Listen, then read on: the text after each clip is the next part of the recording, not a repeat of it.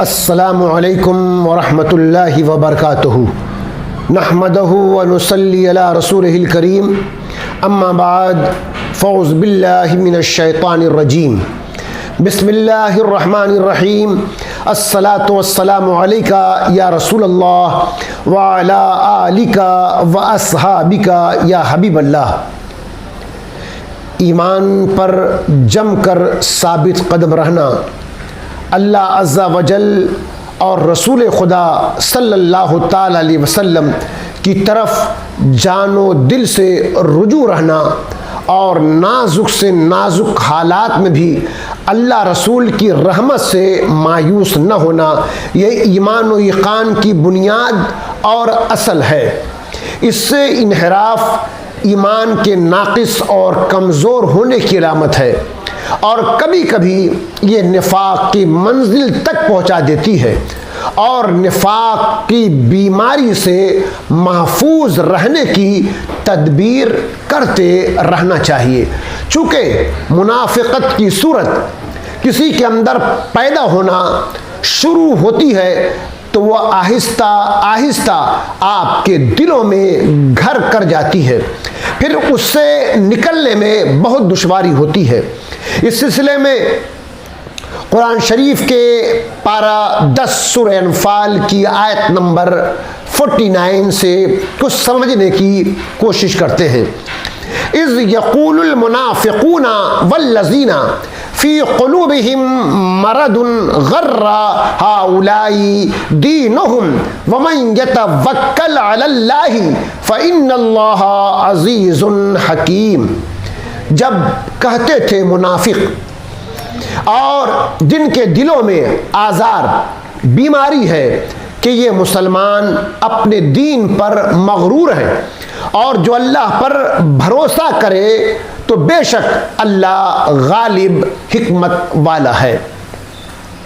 اذ یقول المنافقون، جب منافق کہنے لگے، یہاں پر منافقین سے مراد اوس اور خزرج قبیلے کے چند افراد ہیں، اور جن کے دلوں میں بیماری ہے سے مراد مکہ مکرمہ کے وہ لوگ جنہوں نے کلمہ اسلام تو پڑھ لیا تھا مگر ابھی تک ان کے دلوں میں شک و تردد باقی تھا۔ جب کفار قریش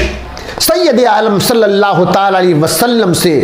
جنگ کے لیے نکلے تو یہ بھی ان کے ساتھ بدر میں پہنچے۔ بدر میں جب انہوں نے مسلمانوں کی تعداد تھوڑی دیکھی تو ان کا شک مزید بڑھا اور مرتد ہو گئے اور یہ کہنے لگے مسلمان اتنی کم تعداد کے باوجود اپنے سے 3 گنا بڑے لشکر سے جنگ کرنے لگے ہیں، انہیں ان کے دین اسلام نے دھوکے میں ڈالا ہوا ہے اور آخرت میں ثواب کی امید انہیں اپنی جان قربان کرنے پر ابھار رہی ہے۔ یہ تمام لوگ بدر میں مارے گئے، قتل کر دیے گئے۔ وَمَن يَتَوَکَّلْ عَلَى اللَّهِ، اور جو اللہ پر توکل کرے، ارشاد فرمایا کہ جو اللہ عز و جل پر توکل کرے اور اپنا کام اللہ کے سپر کر دے اور اس کے فضل و احسان پر مطمئن ہو تو بے شک اللہ تعالیٰ اس کا حافظ اور ناصر ہے، کیونکہ اللہ تعالیٰ غالب ہے، اس پر کوئی غالب نہیں آ سکتا، اور اللہ عز و جل حکمت والا ہے اور اپنے دشمنوں کو عذاب میں مبتلا کرتا اور اپنے اولیاء کو، اپنے دوستوں کو رحمت و ثواب عطا فرماتا ہے۔ صحابہ کرام رضی اللہ تعالی عنہم کے توکل کی تعریف اس آیت میں ارشاد فرمایا گیا کہ صحابہ کرام اپنے تمام معاملات اللہ تعالیٰ کے سپرد کر دیے اور اس کی قضا پر راضی ہو گئے تاکہ دشمنوں کے مقابلے میں اللہ تعالیٰ کی ان کی حمایت فرمائے، اور اس میں دیگر مسلمانوں کے لیے بھی یہ تعلیم ہے کہ وہ بھی اپنے سب معاملات اللہ تعالیٰ کے سپر کر دے اور اس کی قضا اور تقدیر پر ہر دم راضی رہے۔ اس سے پہلی آیتوں میں اللہ تعالیٰ نے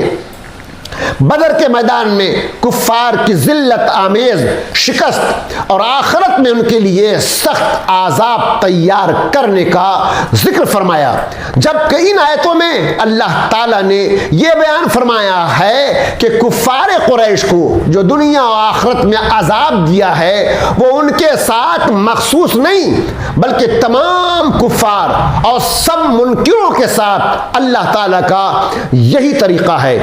آیت کا معنی یہ ہے کہ ان کافروں کی اپنے کفر و سرکشی میں عادت فرعون اور ان سے پہلوں کی طرح ہے، تو جیسے فرعونیوں کو غرق کر کے ہلاک کیا، اسی طرح یہ بھی غزوہ بدر کے دن قتل اور قید میں مبتلا کیے گئے۔ حضرت عبداللہ بن عباس رضی اللہ تعالیٰ عنہما فرماتے ہیں کہ آیت کا معنی یہ ہے کہ جس طرح فرعونیوں نے حضرت موسیٰ علیہ السلام کی نبوت کو یقین کے ساتھ جان لیا، پھر بھی ان کی تکذیب کی، یہی حال ان لوگوں کا ہے کہ رسول کریم صلی اللہ تعالی علیہ وسلم کی رسالت کو جان پہچان کر تکذیب کرتے ہیں۔ قدرت کا یہ قانون ہے کہ کسی قوم کو نعمت دے کر اس وقت تک اس نعمت کو عذاب سے تبدیل نہیں کیا جاتا جب تک کہ وہ قوم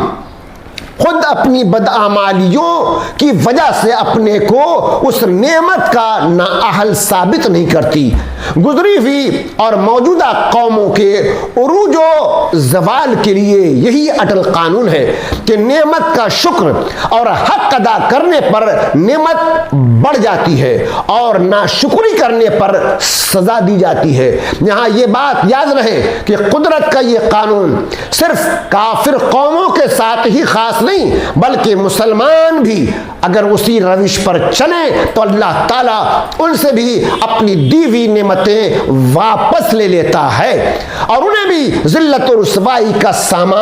سامنا کرنا پڑ جاتا ہے۔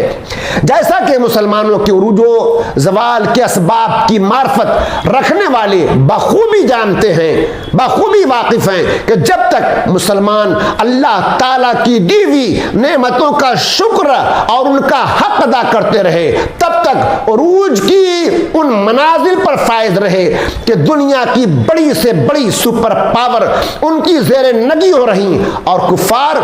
اور مسلمان کا نام سن کر لرزتے رہے۔ اور جب سے مسلمانوں نے نعمت کا شکر